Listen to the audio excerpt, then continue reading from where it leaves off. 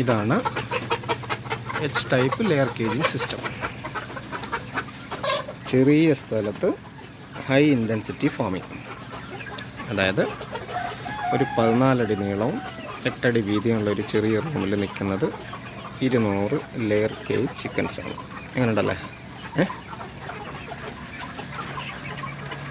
നമ്മുടെ കേരളത്തിലെ സ്ഥലത്തിൻ്റെ പരിമിതി വെച്ചിട്ട്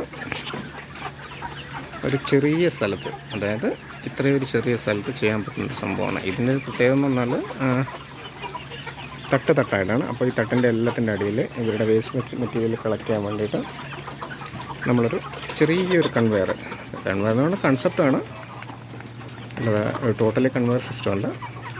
അപ്പോൾ ഇതിൻ്റെ വേസ്റ്റ് റിമൂവൽ എങ്ങനെയാണെന്നല്ലേ, ഈ ഒരു ഹാൻഡിൽ ഇതിനകത്തിട്ടിട്ട് റൊട്ടേറ്റ് ചെയ്താൽ അതാണ്ട് ഇതാണ് റൊട്ടേഷൻ ആവും. അപ്പോൾ റൊട്ടേറ്റ് ചെയ്യുമ്പോൾ ഈ വേസ്റ്റ് മെറ്റീരിയൽ എല്ലാം ദാ ഇവിടെ വരും. ഈ ഒരു ഭാഗത്ത് നമുക്കൊരു പ്ലാസ്റ്റിക് ഷീറ്റ് വെച്ചാൽ സിമ്പിളായിട്ട് കളക്ട് ചെയ്തെടുക്കാം. അതായത് ഈ ഒരു കൂടിൻ്റെ വേസ്റ്റ് മെറ്റീരിയൽ കളക്ഷൻ ചെയ്യാൻ വേണ്ടിയിട്ട് ഒരു 10 മിനിറ്റ് തന്നെ ധാരാളമാണ്. നമ്മളൊരു 10 മണിക്കൂർ ഇടവിട്ടാണ് ഇതിൻ്റെ വേസ്റ്റ് മെറ്റീരിയൽ കളക്ഷൻ ചെയ്യുന്നത്.